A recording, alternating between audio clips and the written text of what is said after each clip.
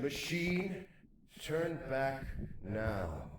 The layers of this palace are not for your kind.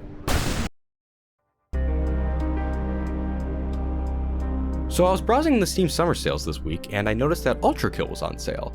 And as someone who's a big fan of the game, it naturally caught my attention.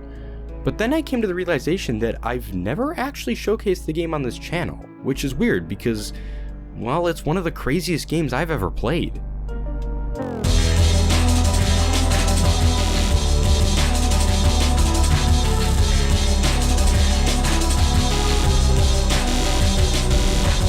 Have you ever been playing a game and thought to yourself, what the hell is happening? Well, that's how I would summarize this whole game.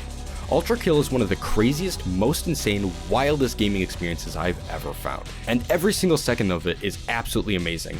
Every moment I had in this game was spectacular, and it's just one of those games where you look back at the clock after playing and wonder how 4 hours went by. So that took 34 minutes. Let's do it again. Honestly, I don't even know where to begin with this game. I don't.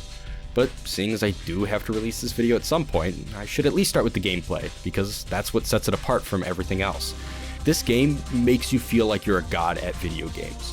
I'd like to think that I'm pretty good at first-person shooter games, but this game makes me look like I've been playing them non-stop 24 hours a day for my whole life. The speed and fluidity of movement and combat are just so good in this game that every moment feels like you're speedrunning it.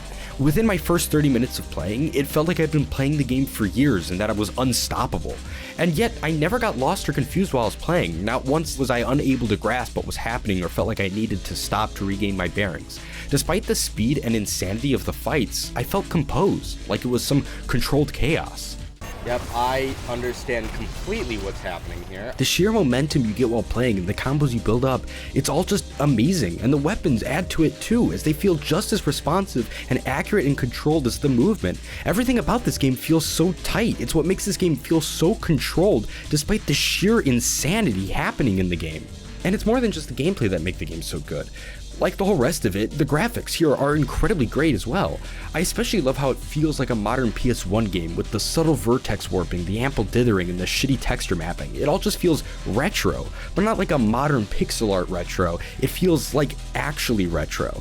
But the graphic style isn't just there for looks, it also allows the player to easily understand what's happening in game and adds to that controlled chaos. There aren't an insane amount of particles or crazy effects, it's all simple and understandable.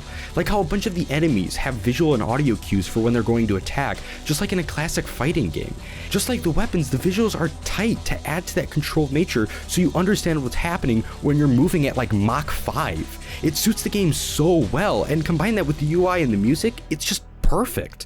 And speaking of which, like Dune, the music in this game can just make you feel so perfect. Can just make you feel so perfect. Can just make you feel to just play as you're listening. Anyway, like I was saying, Doom and this game share the same idea that the music should just be as hyper and crazy as you are, and it adds to that unstoppable force feeling that I mentioned earlier. It makes the adrenaline and speed of combat that much quicker to make you feel that much more of a godlike killing machine. And that's what makes this game so much fun, because it's just chaos, but controlled. It's crazy, full of action-packed, absolutely batshit insane, brutal moments, and it's just fun.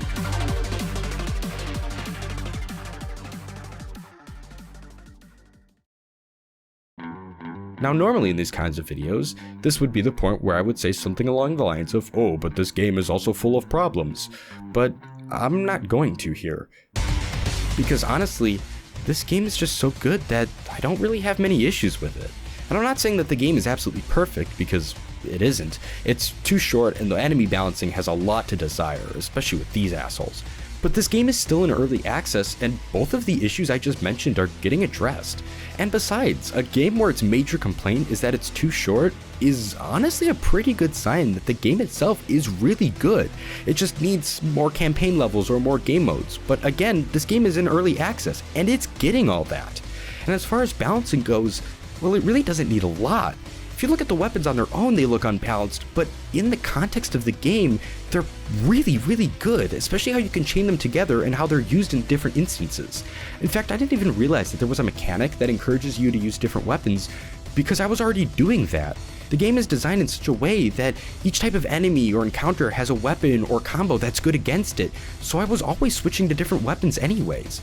And because every weapon has a different gimmick, something that is unique or interesting, it leads to some of the most unique gameplay I've ever seen, and a lot of it is just downright hilarious. Okay, so now apparently if I... Oh, that's just stupid. Combine that too with the many different difficulty options and settings you have, and this game is just right for everyone.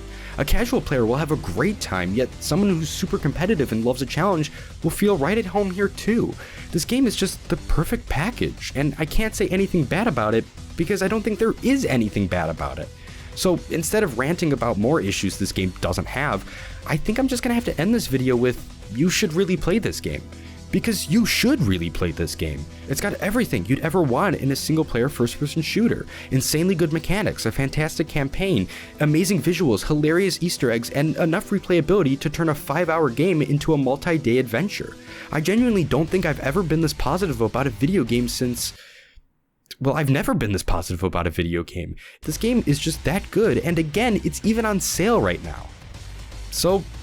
that's it. If that wasn't enough to convince you to get this game, I don't know what is, because I've got nothing more to say. And speaking of nothing more to say, I think it's about time I take my leave. Thank you so much for watching. Like and subscribe, or don't, but for the love of Gabriel, you should really play this game.